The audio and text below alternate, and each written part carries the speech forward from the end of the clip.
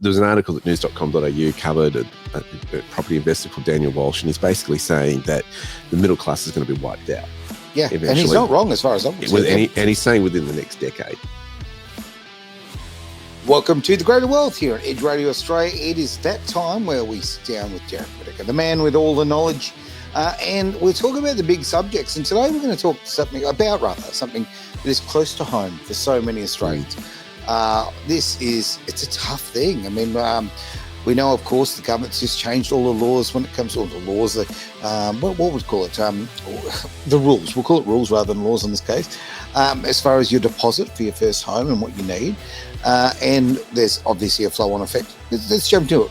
How can a young man like myself, how can a young man buy a home? Well, it's a great question. And many people are coming to me and asking how my kid's going to be able to afford a home as well. That's the point. Yeah. I was joking. You're a big kid at heart. I know. You're a really big kid at heart.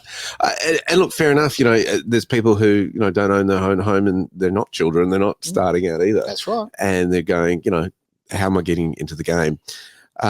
It's interesting to look at this issue because there was an article that news.com.au covered a property investor called Daniel Walsh, and he's basically saying that the middle class is going to be wiped out.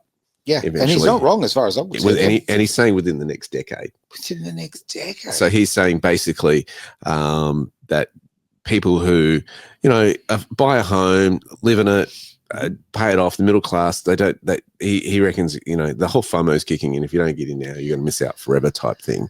I don't like buying things under FOMO. I don't really get into that sort of mindset. What is that acronym? Fear of missing out. Yeah.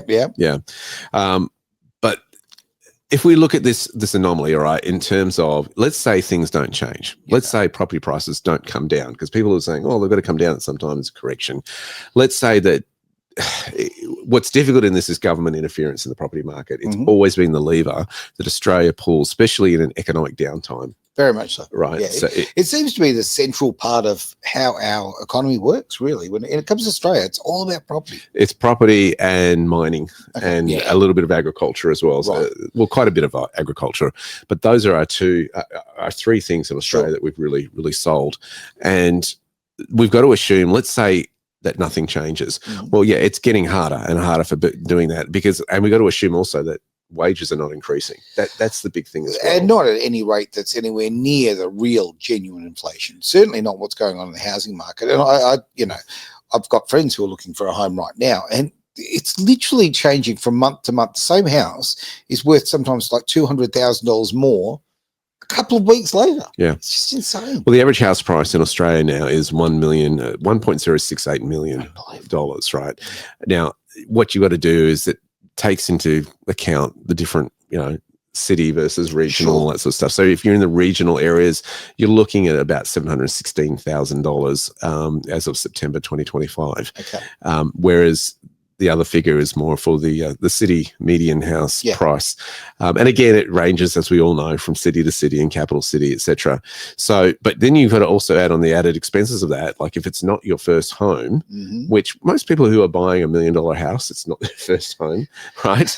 Then there's the added stamp duties on top of that. I mean, if you do those numbers of the average house price, and let's put that in Western Australia, of course, Western Australia is not the largest, but you're looking at about $47,000 in closing costs and stamp duty. $47,000 in stamp duty. Just to do some paperwork. It's hard work. Yeah, boom, boom. I mean, look, you've got to hit the pad. You've got to get enough ink on. I mean, it's hard work. Look, the settlement agents need to be paid. I don't have an issue with the settlement agents being paid, that sort of stuff. But yeah, it's a good little money spinner for those who are in the government. Thoroughly agree. No, I agree exactly what you're saying. As far as people who are doing the work, I completely agree. They need to be paid for the work that they're doing. But the government is taking this massive slice for what? It's like whether it be a house or a car, these fees. You're paying on what you paid for it. I mean, it's the same job. So shouldn't a $600,000 home be the same amount of stamp work as a $2 million home? I think the big concern too is that are people thinking about an economic downturn? Let's say that something happens internationally. Yep. And there's a lot of uncertainty in the globe at the moment, which affects the markets. We saw what happened in 2007, 2008. Australia got out of that really easily and unscathed. Whereas you saw situations like in the United States where, it was a whole different kettle of fish. And it is a different market, the property market in the US. I'll hasten to say that. Thoroughly agree. But okay, that's, and I'm sorry to put you on the spot here, but okay, what sort of numbers of mortgages were actually foreclosed in the US through that period? Oh, massive. 3 areas that were hit hardest was Arizona, Atlanta, and Kansas City. Okay. And what happened was that for the price of, you could buy houses lower than the replacement costs if you were to rebuild them. Right. Okay. And they massively plummeted. But the interesting thing about the mortgages over there is that they're structured quite differently than they are in Australia, where people can hand back the keys and it doesn't too much affect their credit rating and score. That's a very big difference. So they were more off the hook in relation to that. So there was a lot more foreclosures, and the banks are trying to get those properties off their books. So it's a different market. 100%. I mean, let's face it, if your house is foreclosed here, it's an absolute disaster for you financially for a long time. Yeah. Yeah. So I think what we've got to do is rethink about how we build wealth in Australia. And to, I mean, obviously the Albanese government has come out and said, hey, we'll deliver a 5% deposits for home buyers sooner. And you only have to save, what is it, about 65,000, whatever it might be. Hey, just check their numbers. My hand, the cushions. I just think there might be 65 grand in here. Let me have a look. Their numbers are a little bit skewed in terms of what they're quoting as the average house price in Australia is 844,000. I think that's way below the par of what it actually is. It's not realistic. That's maybe when they drew the proposal originally, but, we've had a little bit of a property boom even since then. That's right. In the last 12 months. And they're talking about 1-bedroom flats and all that sort of thing as well, right? Well, that's the thing. I mean, even buying an apartment or a flat, you're looking at over 700,000 in average prices. It's pretty crazy. And for a lot of families, they can't live in a flat. They can't live. They've got to have a house and land type of setup. Well, when they all want us to have electric cars, I mean, how are we going to charge our electric cars? All of that. Are we just going to run leads off the balcony down the street and through the trees? I mean, it's just not real. Yeah. So if we look at these kind of factors, what affects the property market in Australia? Okay, immigration has been the big one, and it's the dirty word at the moment as far as you can't question it. But that has been where people are coming in and paying well over the asking prices in some situations. 20 people are going, wanting to see the house and putting offers, 15 offers on the one property. That's right. It's pretty extraordinary these times. The second thing that we've got to assume is, let's say wages don't increase in Australia. I mean, it's got to work out budget-wise for businesses. Your market to the value you present to the marketplace determines how you're rewarded. Of course. And I think that's what we've got to really get in our mindset is, how are you being rewarded? If you are an employee, it's going to be a lot more difficult to get a pay rise. If you're in one of those roles where you're in sales and you paid by commission and that sort of stuff, okay, you've got a little more leeway just in base wage. But if you're in a role, particularly like administration, stuff like that, we're seeing those roles don't typically get rewarded or pay rises that are significant to keep in line with inflation. Agreed. I'll throw a curly one at you on that one too. Okay. A lot of the roles there that are roles that aren't seeing a lot of growth are getting a lot of AI involved as well now. They are, and they've been over the last few years outsourced to other countries as well. That's right. So, I mean, that just changes. You've got a lot of people that become effectively unemployed, not by their own wrongdoing, simply exactly that. They've outsourced to other country to make it more economical because of wages in this country. But wages in this country, I mean, this is a great debate. You've got to have wages that are a living wage. You've got to have something that you can actually afford to own a home, own a car, you're not working and living in poverty. But geez, a lot of us are working and living just right on that line. Right? Yeah. It's interesting too, when you start seeing videos come up on your algorithm and stuff like this, where people are living out of their vans. Yeah. And this is in Australia, and this is in capital cities. And they're putting out videos like how to remain undetected while living in your van. And they've got all their tips on how to do this, because rangers will come on and ask them to move on or find them or something like that. Seeing that a lot. I see that and I go, that's a problem. That's that's great that you've got, and these are people with jobs. Yeah. You know, they go, they show up for work, and, you know, they're living in a van in this other life when they're not reporting to work. Look, Derek, only a couple of months ago, roughly, I was speaking to a family who were living in tents. They both had work. Their kids went to school, and that's how they had to live their life. And they did that for about 2 years. They just, at this stage, just secured a property. Are we living in a third world country? And when we think about, what our legacy is, what we're going to give to our kids, we're talking about these taxes, we're talking about these death taxes, we're looking at the Labor government and the fact that they're reaching into our pockets for everything. If you want to help your kids get into their own home, right, even while you're still alive, kids are having to rely on inheritances or being, share houses, all that sort of carry on. It's a different world. And there is conjecture about having inheritance taxes, and the fact that that's in the public space and being debated, then, you know, it doesn't give parents a lot of assurance that their kids will inherit what's rightfully theirs. How much will be stolen from them from bureaucrats. Agreed. And I kind of look at it and go, right, you keep pushing socialist theory. Well, how's that working out for you? And it's when is the Australian population going to rise up? We know socialism doesn't work, and yet we're seeing very socialistic agendas coming through the thing. I think what we've got to do is look at things differently too, in how we tackle property. A mindset change, yeah? Yeah, definitely. And I like what Travis used to say, you know, his the way he did it was they bought an investment property first and then buy the personal residence later. And I think different way of looking at it, a really smart way as it's turned out. Well, it means you've got an income coming in. I mean, let's face it, when I was working in the high-end law, accounting, financial planning firms about, I don't know, 20 years ago or so, $150,000 was a pretty good wage back then, if you were earning that. And that was in the mining areas for 150 plus.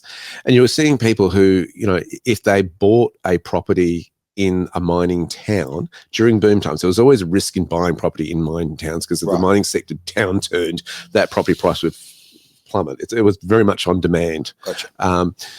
But we were hearing reports that, you know, from day one, it's positively geared on almost no money down, right? Yeah. You're earning $1,500 a week just in rent.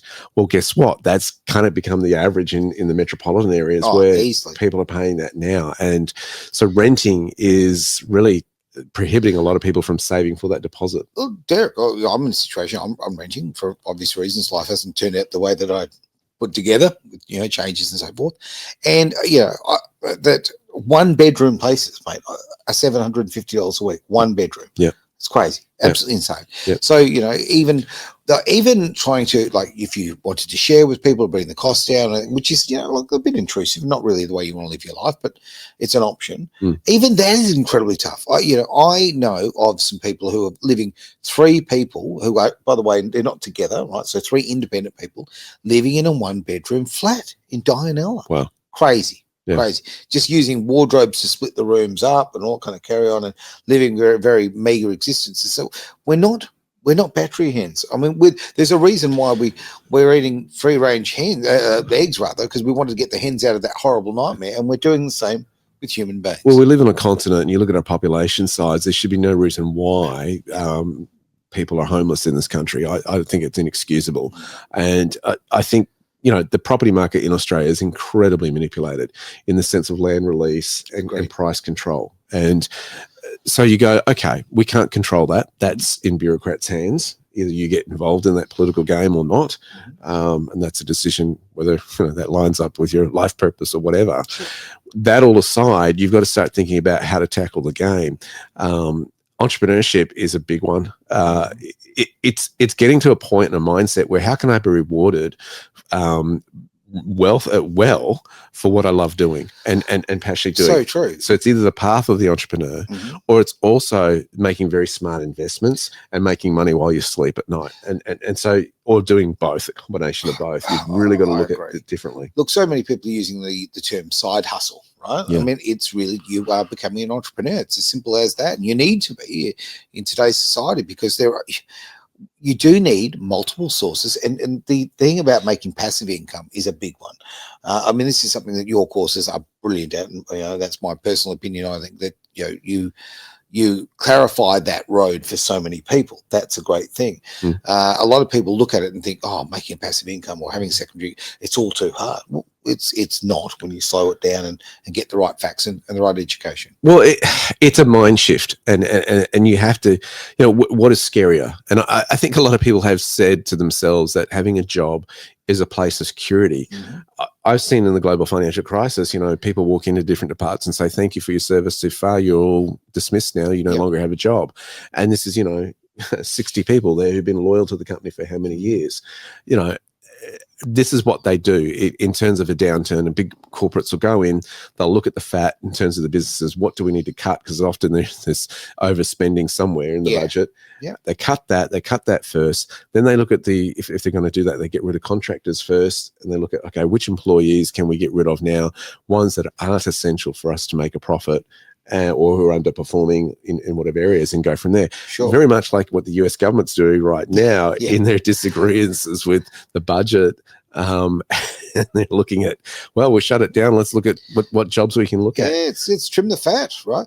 It's so true. I mean, even it's been happening for a long time. It's been getting sort of more and more prevalent. But look, I had a friend who, a few years ago was a state manager for a fantastic company, Australian company.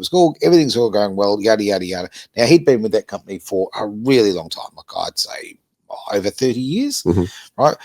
Literally built himself up from sweeping the floors all the way to state manager. Okay, the company car, the great setup, right? Okay, his whole identity was wrapped up in that. Yep.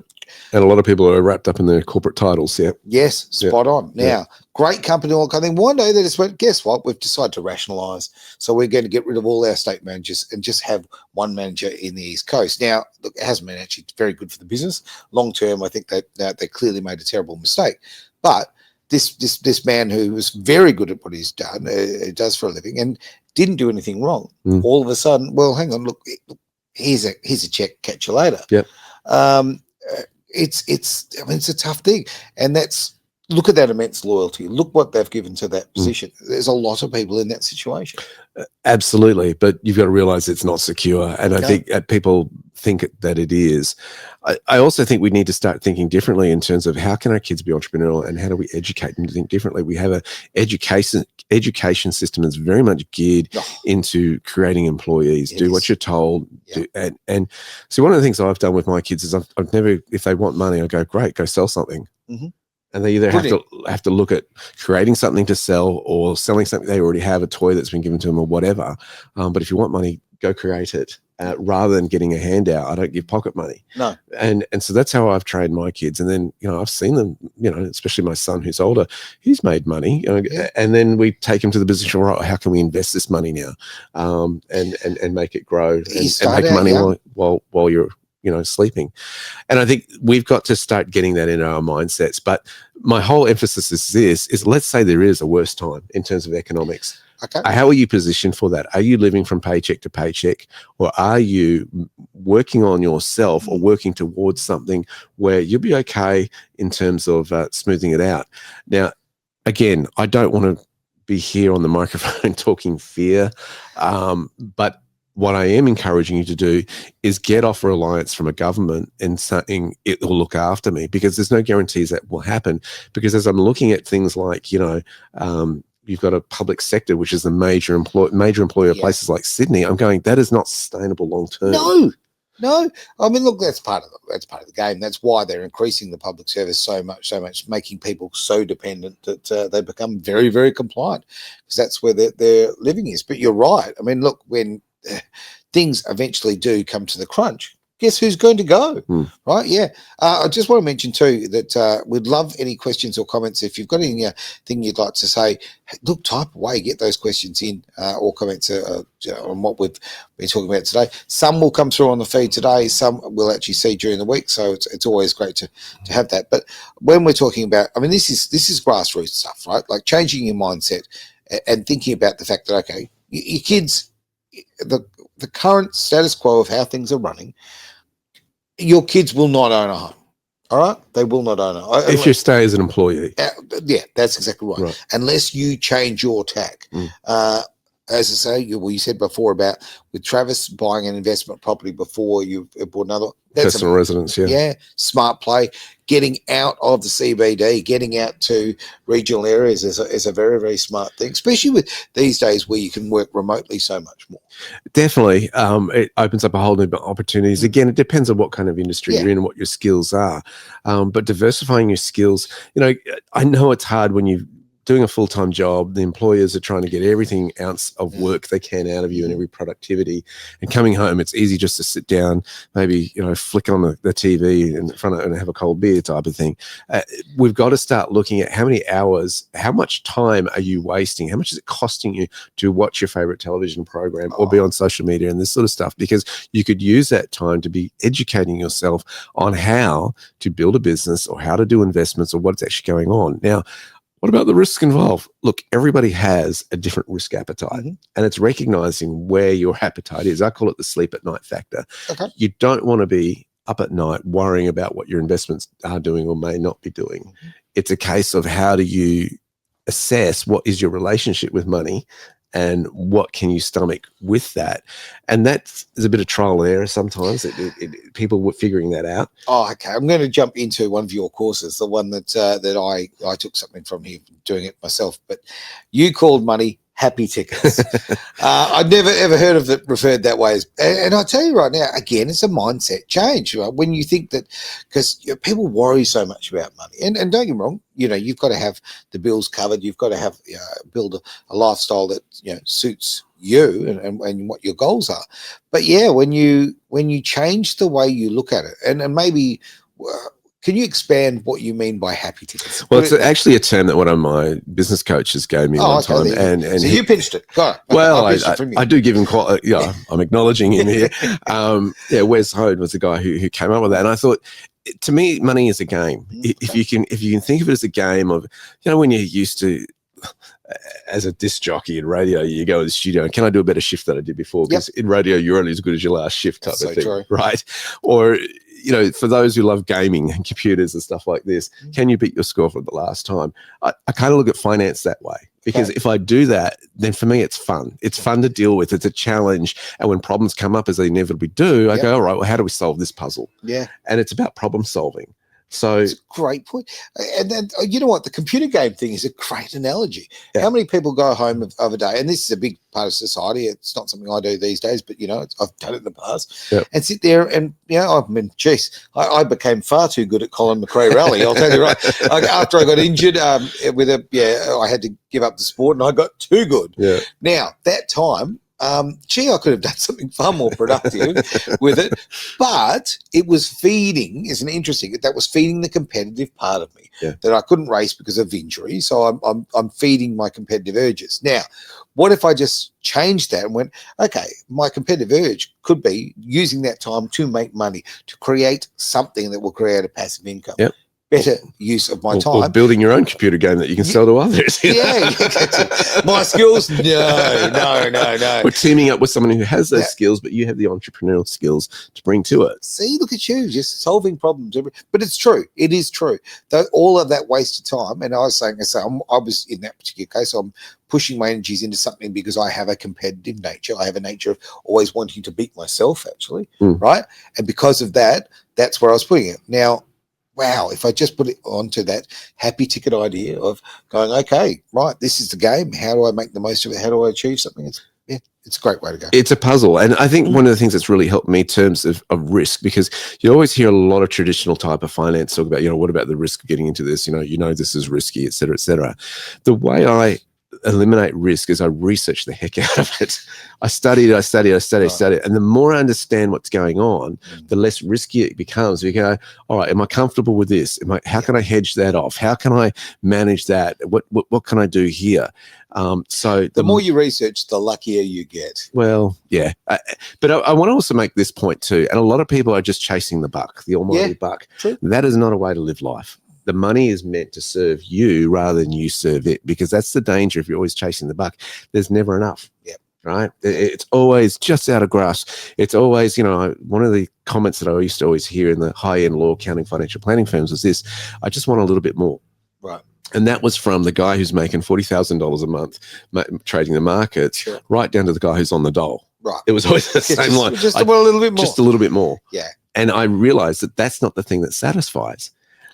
Well, some people does, but so because they're always chasing just that little bit more, like they're racing themselves, right? Yeah. So that I get. Yeah. But I do agree with you. I mean, the money means absolutely. To me, money becomes tinsel, right? It puts a little glitter on the things that you have in life, right?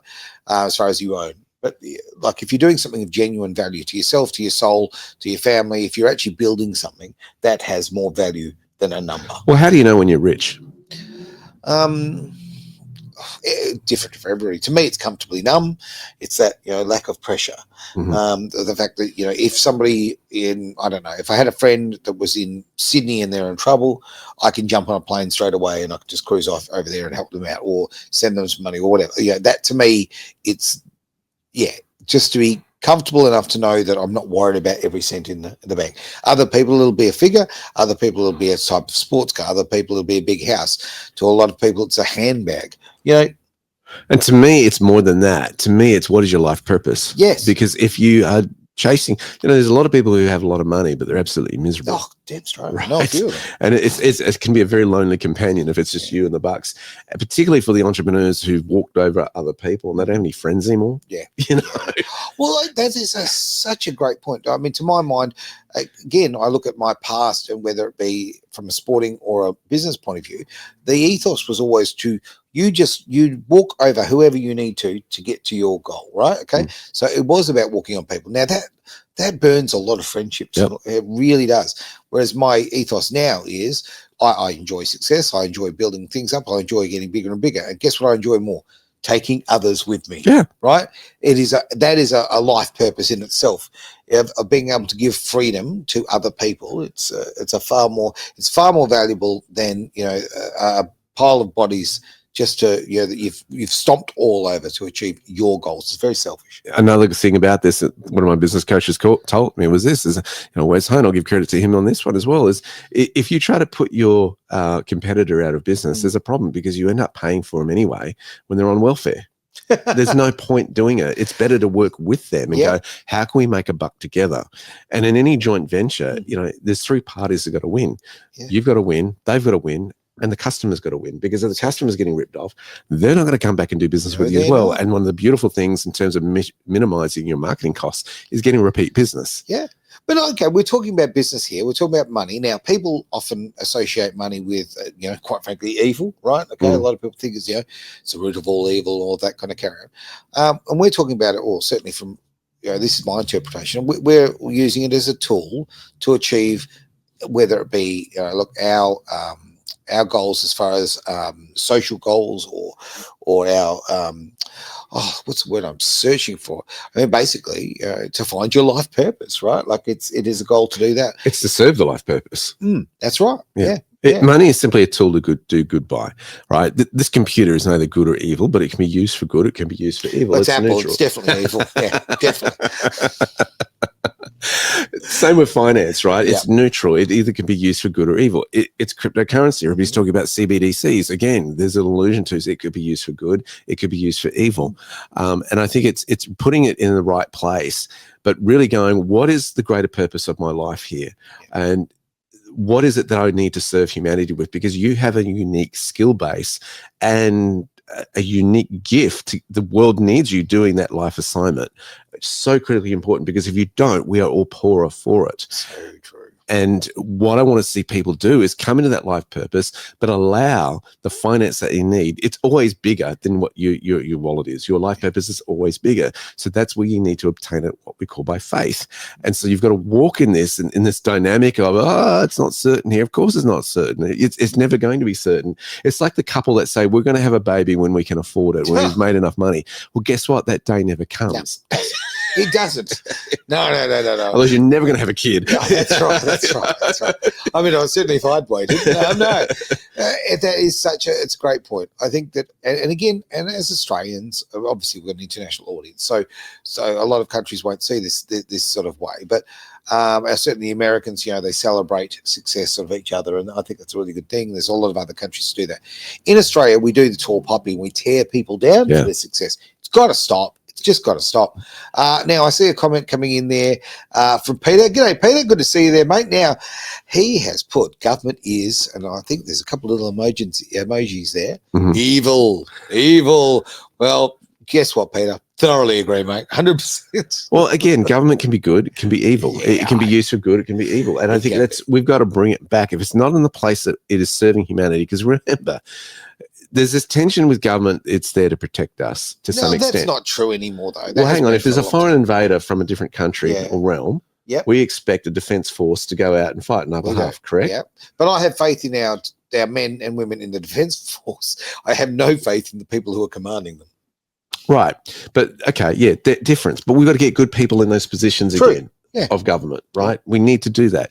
And it's interesting when you look back in history, who are the heroes that were good people in government? Well, guess what? We extol and think they were fantastic, like the Abraham Lincolns of the world and this sort of stuff.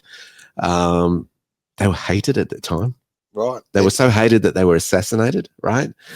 Andrew Jackson, he's one of my heroes in terms of a president of the United States. He's the only president who ever got the United States out of debt.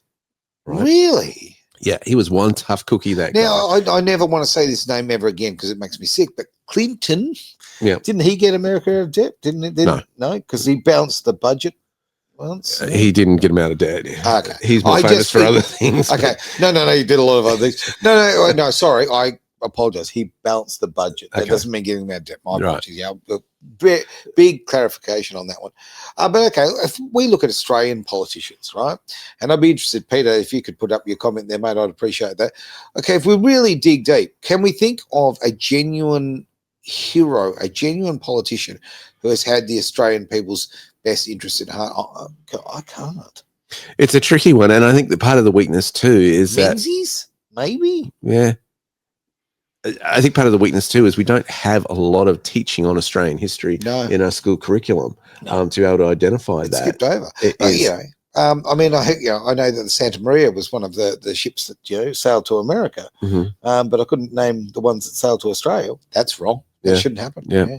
So I think we've got to relook at that, but we also have to understand too, in terms of finance, what is it that you want to see?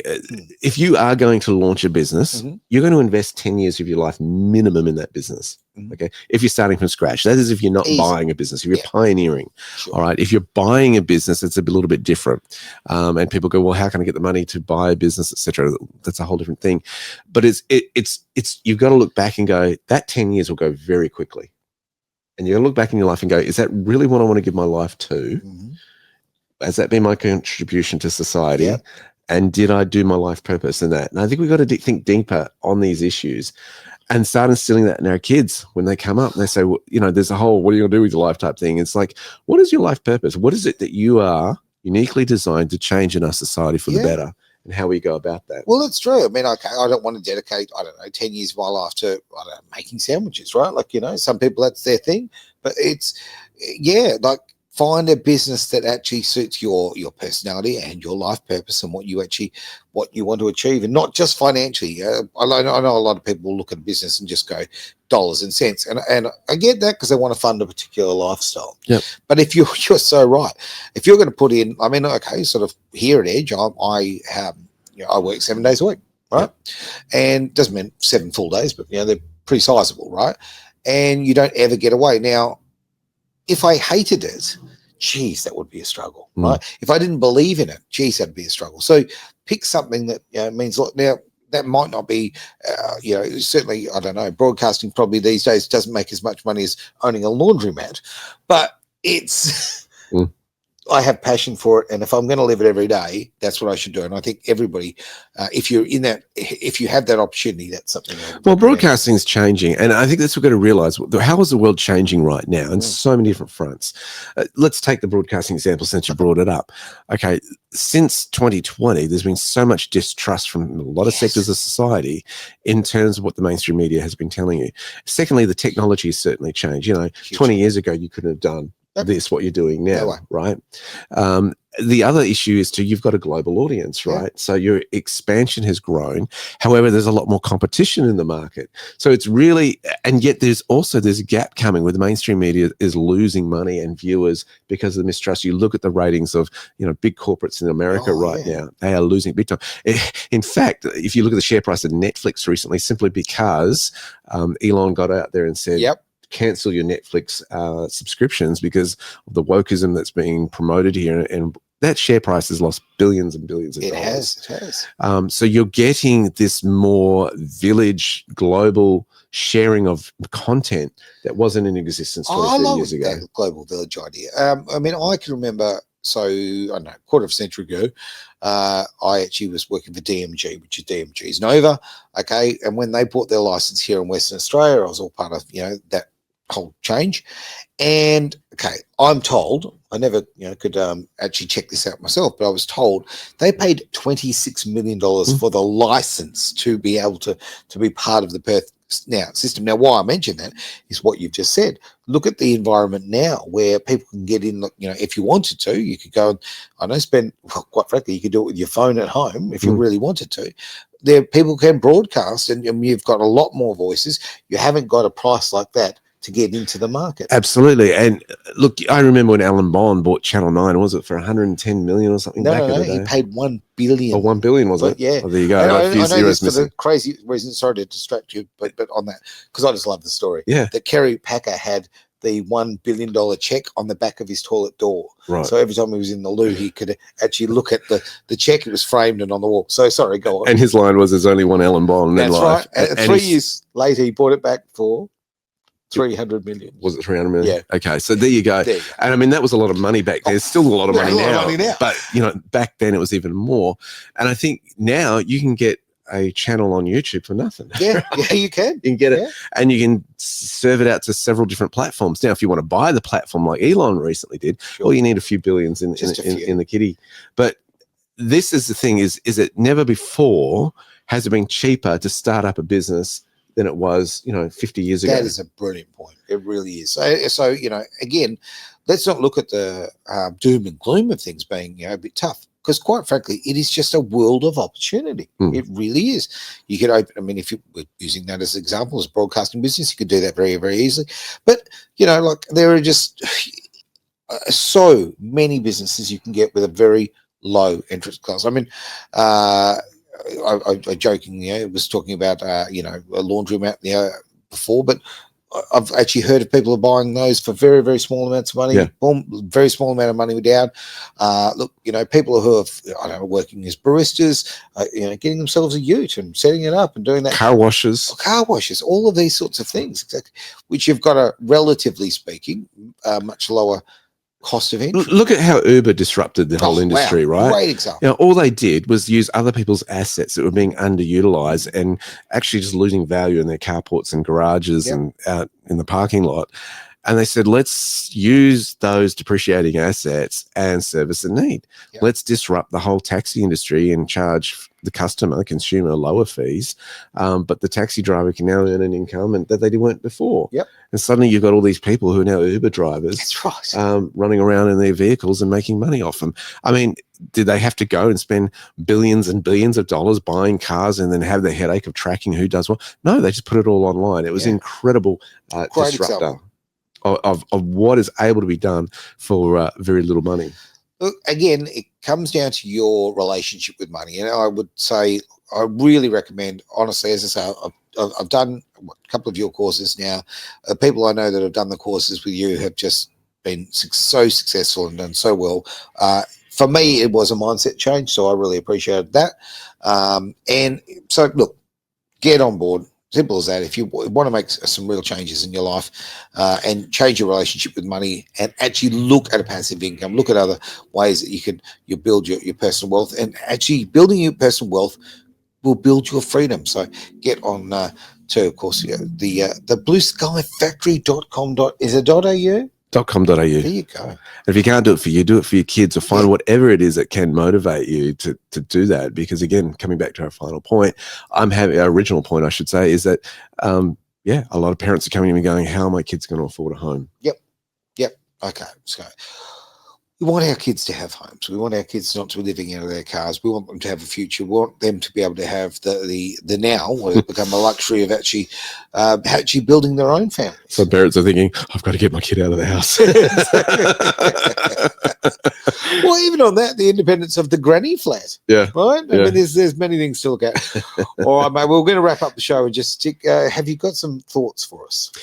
I think you've got to look at every problem that comes up and go, where's the opportunity in it? Sure. Rather than going, oh no, the world is ending. I want to bury my head in here and not pay attention to it. You go, all right, where is the opportunity? Because if I'm going through this, guess what? It's very high likelihood that other people are going through this too. There may be opportunities, just not for me, but also have an effect on their lives too. So it's really being creative in terms of looking at things and how you perceive things and interpret things. That's got to come into question and go, all right, where is opportunity? And what is it that I'm really meant to be doing with my life? Those two things. Where is your opportunity? And yes, your life purpose. Thanks for being part of the greater wealth here on Edge Radio Australia.